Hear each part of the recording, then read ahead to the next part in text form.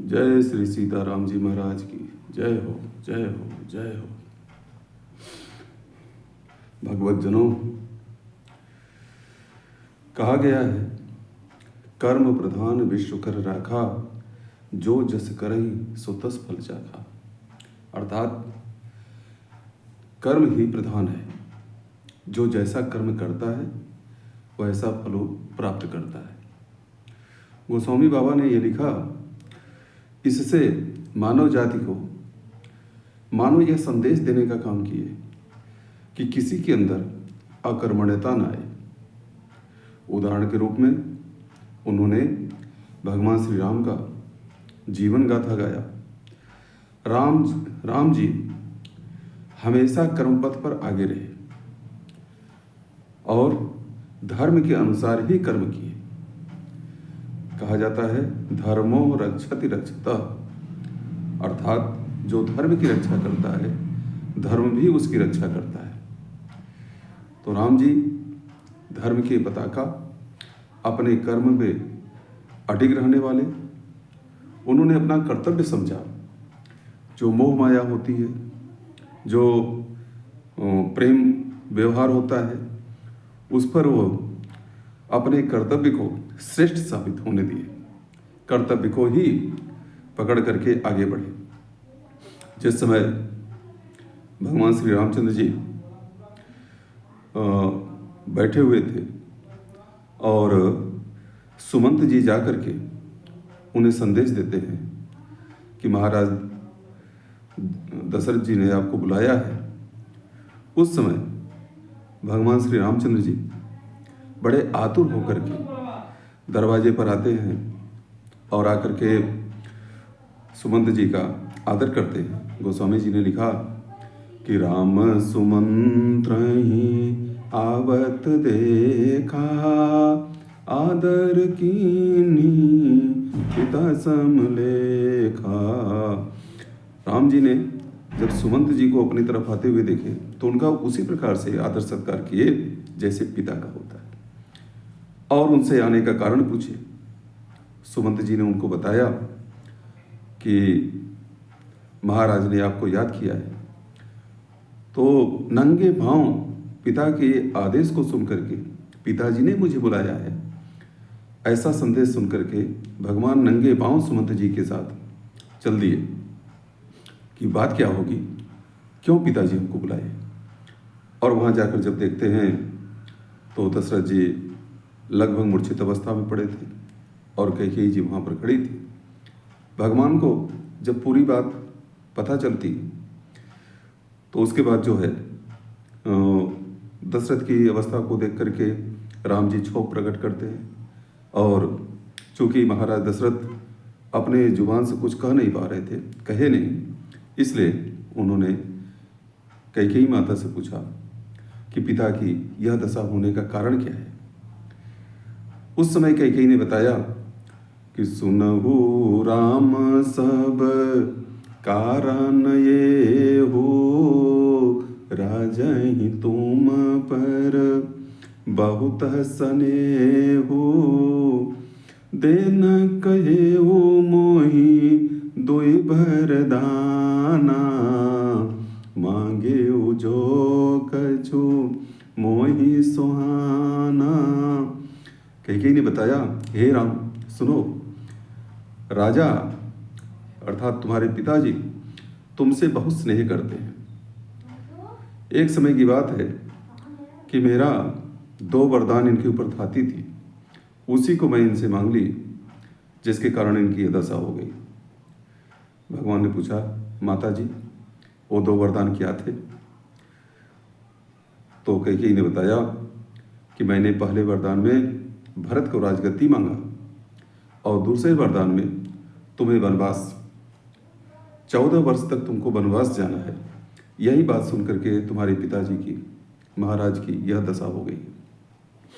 भगवान अति प्रसन्न हुए इस बात को सुन करके और प्रसन्न मन से कहते हैं कि माता सुनु जननी सोए सुत बड़ भागी, जे पे तुमा तो बचन अनुरागी, जय पे तुमातु बचन अनुरागी।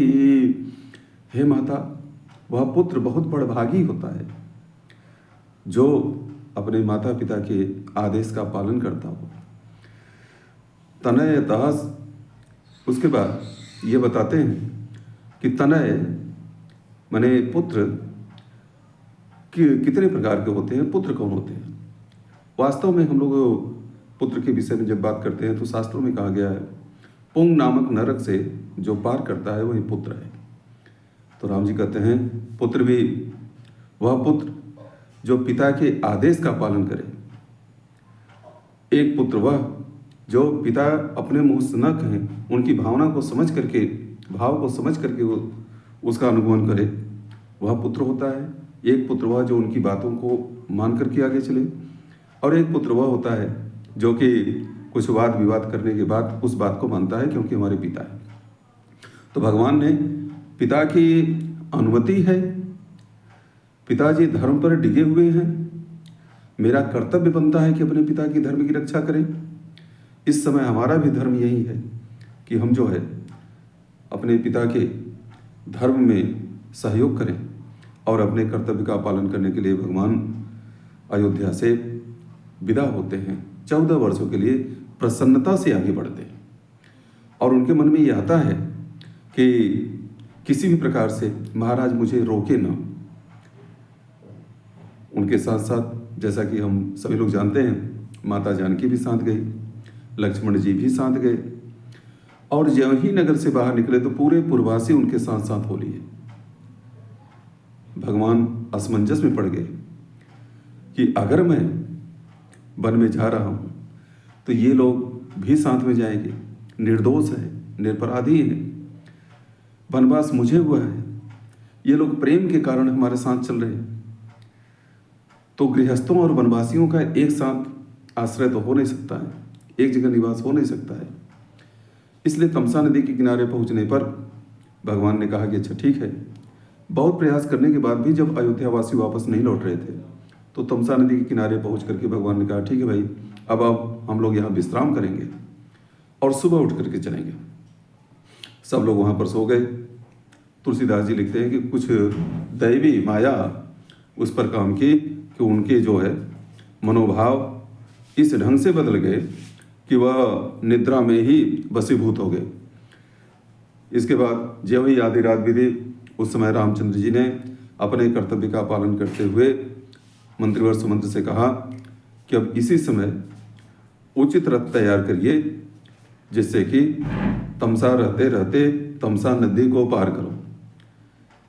हे मंत्रिवर, तमसा रहते रहते, अंधेरा रहते रहते ही हमें तमसा नदी को पार कर लेना है, इसलिए उचित रथ का यहाँ पर व्यवस्था की जाए। सुमंत्र ने कहा सोता छोड़ प्रेमियों को राघव का जाना अनुचित है। ये लोग जो सोए हैं ये आपके प्रेमी हैं और ऐसे ही इनको सोते हुए छोड़ करके आप चले जाएंगे। जरा सोचिए, जब ये जागेंगे और आपको नहीं पाएंगे तो इनका क्या दशा होगा। भगवान ने कहा मंत्रिवर, आप सही कह रहे हैं, ये हमारे प्रेमी हैं, हमको चाहते हैं, ये नहीं चाहते कि हम अयोध्या से दूर जाएं, या इनका यह विचार है कि जहां मैं रहूंगा वहीं पर ही रहेंगे। लेकिन इस प्रेम के कारण ये इनको छोड़ करके अगर हम चले जाएंगे तो ये जो है जागेंगे, रोएंगे, बिलखेंगे, खोजेंगे और फिर वापस अपने अपने घर को चले जाएंगे। तो 14 साल ये जो है अपने घर पर सकुशल रहेंगे और मैं वन में रहूंगा 14 साल।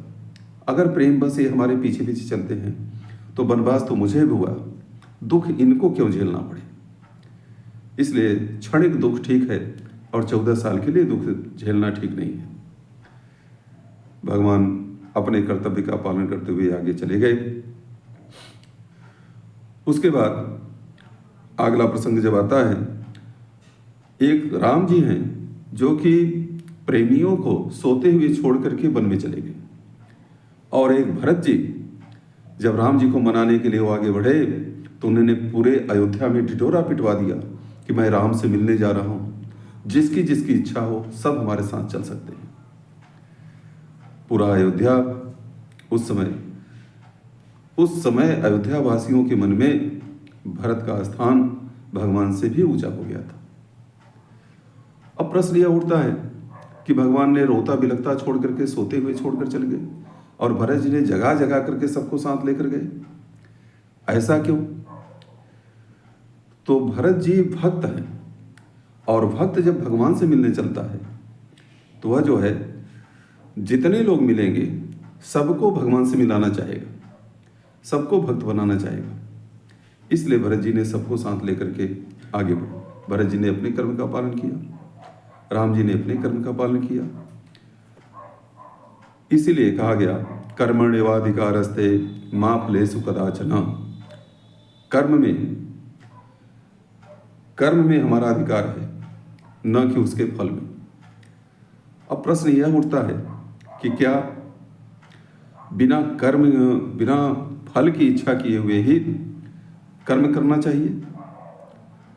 तो उत्तर इसका है हाँ, निष्काम भाव से ही कर्म होना चाहिए।